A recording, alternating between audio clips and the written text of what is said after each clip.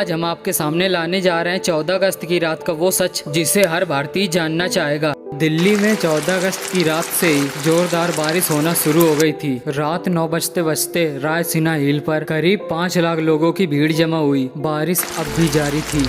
रात को करीब 10 बजे सरदार पटेल, पंडित जवाहरलाल नेहरू, डॉक्टर राजेंद्र प्रसाद और माउंटबेटन वाइस रॉय हाउस पहुंचे। 14 अगस्त 1947 की रात 12 बजने में कुछ ही मिनट बाकी थे। तब पंडित जवाहरलाल नेहरू ने 2 लाइनें कहकर अपना भाषण शुरू किया। At the stroke of the midnight hour when the world slept India awake to life and freedom. चंद मिनट में 12 बज गए और अगला दिन 15 अगस्त पूरे भारत के लिए एक खुशी की लहर लेकर आया। 190 सालों बाद ब्रिटिश हुकूमत से देश स्वतंत्र हुआ था, लेकिन इन खुशियों के साथ भारत को उतना ही ज्यादा गम था, क्योंकि भारत ने अपना 3,46,737 स्क्वायर किलोमीटर का पूरा विस्तार क्षेत्र और करीब 8 करोड़ लोगों को भारत पाकिस्तान के बंटवारे में खो दिया। देश 2 टुकड़ों में विभाजित हो गया था, हिंदुस्तान और पाकिस्तान। हिंदुस्तान यूं ही आजाद नहीं हुआ। 15 अगस्त के बहुत पहले ही ब्रिटिश का अंत होना शुरू हो गया था। महात्मा गांधी के जन आंदोलन से देश में एक नई क्रांति की शुरुआत हुई थी। तो एक तरफ सुभाष चंद्र बोस की आजाद हिंद फौज ने अंग्रेजों का जीना आराम कर दिया था। ऊपर से वर्ल्ड वार सेकंड के बाद ब्रिटिश सरकार भी कमजोर होने लगी थी और उसके अंदर इतना दम नहीं था कि वो हिंदुस्तान में अपना शासन चला सके। इसीलिए माउंटबेटन को भारत का आखिरी वाइस रॉय बनाया गया था, ताकि देश को आधिकारिक तरीके से स्वतंत्रता दी जा सके। अंग्रेजों ने शुरुआत में भारत को 3 जून 1948 को स्वतंत्रता देने के लिए कहा था, लेकिन मोहम्मद अली जिन्ना ने पाकिस्तान नामक अलग मुल्क बनाने की ठान ली थी, जिसके चलते पूरे देश में कई जगहों पर सांप्रदायिक हिंसा भी शुरू हो गई थी। ज्यादा परिस्थिति को बिगड़ता हुआ देख अंग्रेजों ने भारत को छोड़ने का जल्दी ही निर्णय ले लिया। भारत को पूर्ण स्वतंत्रता देने के लिए दिन 15 अगस्त को ही क्यों चुना गया? तो इसमें ऐसा है कि हम भारतीय ही नहीं सुबह सुबह मानते हैं, बल्कि अंग्रेज भी इस चीज में विश्वास करते हैं। माउंटबेटन मानता था कि 15 अगस्त का दिन ही भारत को पूर्ण स्वतंत्रता देने का सबसे अच्छा दिन है, क्योंकि 15 अगस्त 1945 के दिन ही जापान ने शरणागति स्वीकारी थी। तो इसलिए माउंटबेटन के अनुसार 15 अगस्त का दिन भारत को पूर्ण स्वतंत्रता देने का शुभ दिन था। तो फिर ये समय रात के 12 बजे को ही क्यों तय किया गया? तो इसके लिए भारतीय ज्योतिषियों का मानना था कि रात के 12 बजे का टाइम ही देश की स्वतंत्रता के लिए सबसे अच्छा टाइम है। ये तय किया गया था कि पंडित जवाहरलाल नेहरू को अपनी स्पीच रात के 12 बजे से पहले ही समाप्त कर देनी है, जिसके बाद रात 12 बजे शंखनाद के बाद भारत में एक नए लोकतंत्र की शुरुआत होगी। और ठीक वैसा ही हुआ। 15 अगस्त की सुबह 8:30 पर पंडित नेहरू और उनके कैबिनेट ने गोपनीयता की शपथ ली। रात की लगातार बारिश के बाद सुबह आसमान बिल्कुल साफ था। लोग बहुत ही बेसब्री से इंतजार कर रहे थे आजाद भारत के तिरंगे को लहराते हुए देखने का। आजाद भारत के सबसे पहले तिरंगे को पंडित जवाहरलाल नेहरू ने फहराया था, जिसे कि पार्लियामेंट में रात को 12 बजे फहराया गया था। और दूसरी बार 15 अगस्त 8:30 पर भारत के इस झंडे को पूरी जनता के सामने फहराया गया था। ब्रिटिश राज ध्वज को उतारकर भारत के तिरंगा लहराया गया था। पूरे देशवासियों की आंखों में खुशी के आंसू थे। आजादी के बाद पूरे अंग्रेजों ने एक साथ ही हमारे इस देश को नहीं छोड़ा था। आजाद भारत में भी कुछ ऐसे अफसर बचे थे जो यहाँ पर रहे थे। 15 अगस्त 1947 के दिन करीब 1500 अंग्रेज अपने देश वापस पहुँच गए थे। तो इन्हीं अंग्रेजों की आखिरी टीम भारत से 27 अगस्त 1947 को भारत से रवाना लिया। दोस्तों, सबसे ताज्जुब की बात तो ये है, ये सारे अंग्रेज हमारे भारत में अतिथि बनकर आए थे और अतिथि बनकर ही गए हैं। जैसा हमें बताया जाता और पढ़ाया जाता है, उनसे लड़ाई करके उन्हें यहाँ से भगाया गया था। असलियत ये नहीं है। उनकी जब आखिरी फौज ने मुंबई के बंदरगाह से विदाई ली थी, तो उन्हें विदाई देने के लिए बड़े बैंड बाजा के साथ उन्हें विदा किया गया था।